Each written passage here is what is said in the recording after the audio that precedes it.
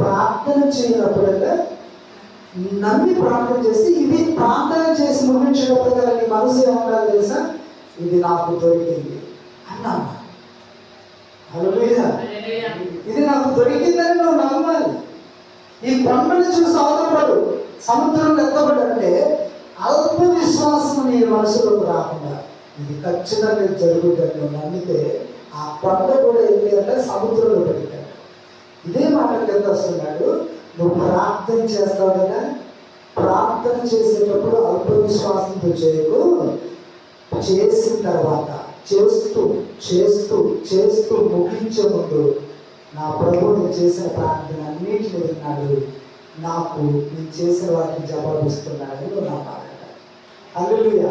అప్పుడు అవన్నీ నీకు దొరుకుతాయని చెప్పాడు. ఒక పాప ఇలాగే వాళ్ళ డాడీ వెళ్ళేటప్పుడు, డాడీ వచ్చేటప్పుడు చాక్లెట్లు తీసుకోనరా, నాకు బిస్కెట్లు తీసుకోనరా, నాకు ఇంకా బొమ్మలు తీసుకోనరా అని చెప్పినాడు. చెప్తే వాళ్ళ డాడీ అన్నాడంట, అమ్మ నేను తీసుకొస్తానని చెప్పేసి డ్యూటీకి వెళ్ళినాడు. డ్యూటీకి వెళ్తే పక్కన పిల్లగాళ్ళు కొంతమంది పెద్దలు ఉంటారు కదా, ఏడిపించడానికి కొంతమంది, వాళ్ళు అంటున్నారట, నువ్వు అడిగినవన్నీ మీ నాన్న తీసుకురా, మీ నాన్న వచ్చేటప్పుడు మంచి చేతుందనే వస్తాడు, ఖచ్చితంగా అట్లాగే వస్తాను చూస్తూ ఉంటా. అంటే ఆ పాప అనగా, మా నాన్న ఏదైనా నేను అడిగితే కాదు అని అంటాడు. ఎందుకో తెలుసా, ఆయన ఎవరో తెలుసా, మా నాన్నకి నేను ఏదైతే చెప్పానో అవన్నీ కూడా మా నాన్న తీసుకొని వస్తాడు. గ్యారంటీ అంటే ఈ పిల్లలు వినట్లేదండి, లేదు లేదు ఖచ్చితంగా తీసుకొని రాడు, నువ్వు ఏడుస్తూ సాయంత్రం కల్లా నీకు ఇయ్యడు, ఏదో మాట్లాడుతూ చెప్పాడు నీకు ఎత్తడానికి కానీ అసలు కూడా అని చెప్పేసి పెద్దలు అన్నారంట, కావాలని ఏడుపుస్తుంది నాన్న, అసలు నీ మాట ఏంటో, నువ్వంటే ఇష్టం లేదు, మీ నాన్న నువ్వు నచ్చడం కూడా నచ్చు, అలాంటిది నీకెట్లా తీసుకొని వస్తాడు, తీసుకురాడు అంటే పాపం ఒకటే పట్టుతో ఉన్నదంటే ఏమన్నా తెలుసా, ఆయన మా నాన్న ఖచ్చితంగా నేను ఏది అడిగానో వాటన్నిటికీ తీసుకొని వస్తాడు అని చెప్పేసి దృఢంగా వాళ్ళతో చెప్పాడంట.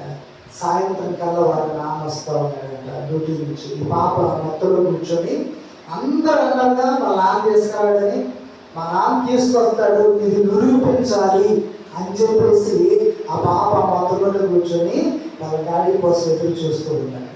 చూస్తుంటే నాన్న రానే వచ్చాడండి. వస్తాడంటేనే మొత్తంలో నుంచి వచ్చేటప్పుడు ఒక చేతిలో మంచి బ్యాగ్ ఉంది, ఆ బ్యాగ్ నిండా ఏదో ఉన్నాయంట. తీసుకురాగానే సంతోషంగా వెళ్ళి ఆ బ్యాగ్ పట్టుకొని చూస్తున్నాడు. చూస్తే అడిగిన చాక్లెట్లు ఉన్నాయి, బిస్కెట్లు ఉన్నాయి, ఇంకా కావాల్సిన సమస్తం అందులో ఉంటాయి. వీటన్నిటిని తీసుకెళ్ళి ఒకేసారి అందరినీ పిలిచి చెప్పిందట, మా నాన్న ఎంత మంచోడు తెలుసా, నేను ఏది అడిగితే అది నాకు మా నాన్న ఇవ్వడానికి సిద్ధంగా ఉన్నాడు. మా నాన్న ఇస్తాడని నేను చెప్పాను, మీరు నమ్మలేదు, ఇదిగో చూడండి అని చెప్పేసి అవన్నీ చూపించిందంట. సాక్షిగా అనేక మందిని పిలిచి సాక్షిగా చెప్పేసిందట. ఈరోజు మామూలు తండ్రి అయిన మన నాన్న ఇంత మంచోడైతే మనం ఆరాధిస్తున్న దేవుడు మన తండ్రి అంతకంటే మంచి దేవుడు. అన్నీ మనం అడిగిన వాటిని నమ్మకంగా నీ హృదయంలో పాపలాగా సందేహించకుండా మా నాన్న తెస్తాడు అని ఎలాగైతే నమ్మిందో ఆ నమ్మకంపై మన జీవితంలో ఏం చేస్తాడు, మనం అడుగుతున్న ప్రతిదీ పొందుకొని ఉన్నాము. ప్రతిదీ మనం పొందుకొని ఉన్నాం, ప్రతిదీ మనకి ఇస్తాడు మన నాన్న. మన ప్రభు ఆత్మ సంబంధమైన దేవుడు, ఆయన పరిశుద్ధుడు, ఆయన అడుగు వాటి కంటే ఊహించిన వాటి కంటే అత్యధికంగా మేలు చేయ దేవుడు ఆయన. హల్లెలూయా. కాబట్టి ప్రియమైన కుటుంబాలు ప్రతి విషయంలో కూడా మీ నాన్న నమ్మండి. మీ సొంత నాన్న కంటే, మీ శరీర నాన్న కంటే పరలోకమందు నా ఆత్మ తండ్రి మా నాన్న ఎంతకంటే గొప్ప దేవుడు, గొప్ప కార్యం చేసేవాడు. నువ్వు అడిగిన దానికంటే ఊహించగల దానికంటే ఎక్కువ అధికమైన మేలులు, తృప్తికరమైన మేలు చేయగలిగే దేవుడు ఆయనే. హల్లెలూయా. అందుకోసం నువ్వు సందేహించు. మాకు ఆ పాప సందేహించలేదు, తనకు కావలసినవన్నీ దక్కింది. నువ్వు నిజమైన దేవుని ఆరాధిస్తున్నావు. పక్కన ఉన్న పిల్లలు, పక్కన ఉన్నటువంటి పెద్దలు ఏడిపించింది అవిశ్వాసంలోకి కదా ఈ విశ్వాసాన్ని తృణీకరించాలని ప్రయత్నం చేస్తారు.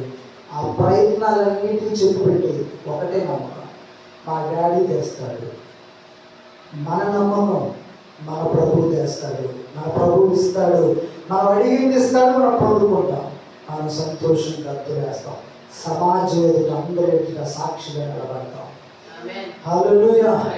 అంత గొప్ప కార్యాలు చేయగలిగే దేవుడు మన ప్రభు అయిన యేసుక్రీస్తు. అందుకోసం మనకి అల్ప విశ్వాసం కాక విశ్వాసమై ప్రభు వైపు మందిరంలో పరిగెత్తినట్లుగా ఆయన వైపు చూస్తూ ఈ జీవన పోరాటంలో, సమాజ ఒత్తిడిలో, సమాజం అపవిశ్వాసాన్ని రావాలని, మనల్ని పడగొట్టాలని, మన విశ్వాసాన్ని తృణీకరించాలని చెప్పే మాటలకి